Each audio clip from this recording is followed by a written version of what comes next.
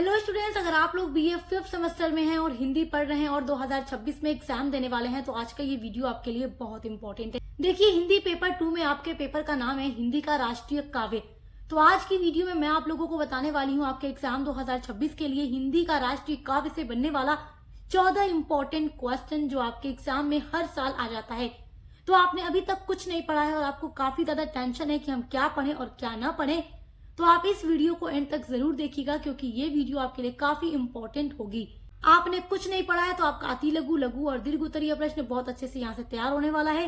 तो चलिए बिना देर किए इस वीडियो को स्टार्ट करते हैं। और आपके पेपर नंबर 1 पर भी हमने वीडियोस अपलोड कर दी है, तो उसके लिए भी चैनल पर जरूर विजिट कीजिएगा। तो देखिए, आपका पहला इंपॉर्टेंट क्वेश्चन है, कदम मिलाकर चलना होगा कविता का सारांश बताइए। तो जितना क्वेश्चंस बताऊंगी केवल वही क्वेश्चंस आप लोगों को पढ़ना है, क्योंकि जो क्वेश्चंस बताऊंगी 100% आपका वही आने वाला है। आपको टेंशन है कि क्या पढ़े, तो जो हम बता रहे हैं केवल वही पढ़िए, क्योंकि हम बिल्कुल वही चीजें आपको बताते हैं जो 100% गारंटी होती है आपके एग्जाम में आने की। हर यूनिवर्सिटी के लिए क्लासेस होती है। चलिए, दूसरा क्वेश्चन है, सुभद्रा कुमारी चौहान की राष्ट्रीय भावना पर प्रकाश डालिए।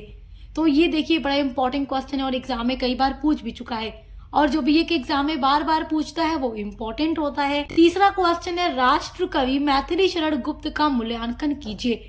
तो अब आप राष्ट्र कवि मैथिली शरण गुप्त का मूल्यांकन कैसे करेंगे एग्जाम में? आप लोगों को मैथिली शरण गुप्त का जीवन परिचय पढ़ना होगा, इनकी कृतियों के बारे में पढ़ना होगा, इनकी जो अलग अलग रचनाएं हैं उनका नाम याद रखना होगा, और साथ ही साथ जिस भाषा में वो लिखा करते थे, जिस शैली में लिखा करते थे, और जो अलग अलग हिंदी गद्य की विधा इनकी थी जिसमें वो लिखा करते थे, वो सारी चीजें आप लोगों को पढ़नी होगी। और हिंदी में जितना भी इन्होंने योगदान दिया है वो सब कुछ आप लिख देंगे तो आपके इस क्वेश्चन का आंसर कंप्लीट हो जाएगा। आपका चौथा इंपॉर्टेंट क्वेश्चन है, हिंदी सिनेमा में गुलशन बावरा के योगदान को विश्लेषित कीजिए।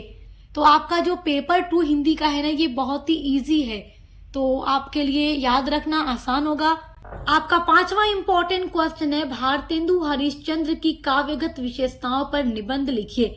तो देखिए, जब भारतेंदु हरिश्चंद्र की काव्यगत विशेषताएं आपसे पूछेगा तो आप थोड़ा सा परिचय भारतेंदु हरिश्चंद्र के बारे में जरूर दीजिएगा।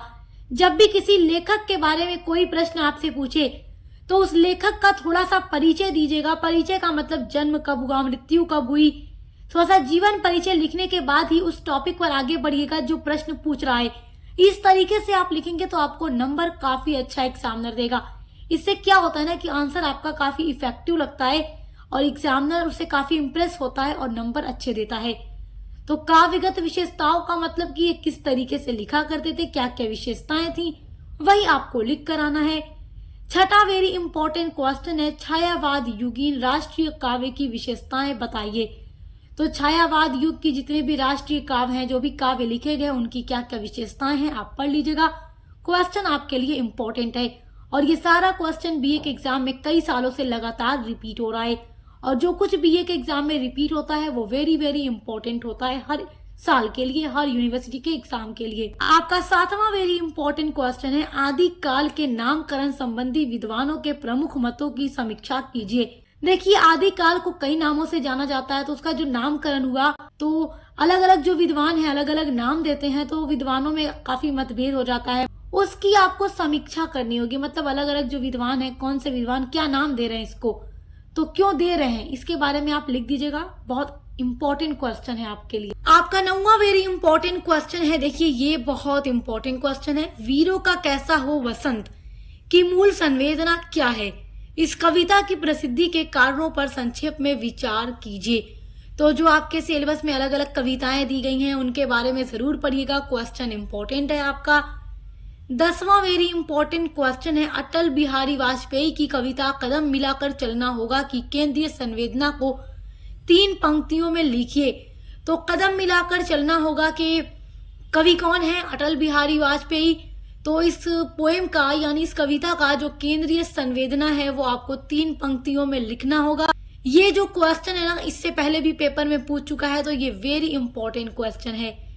11वां वेरी इंपॉर्टेंट क्वेश्चन है, जगनीक द्वारा विचरित नैनागढ़ की लड़ाई जो आहल खंड का अंश है, इस लड़ाई का मुख्य कारण क्या था।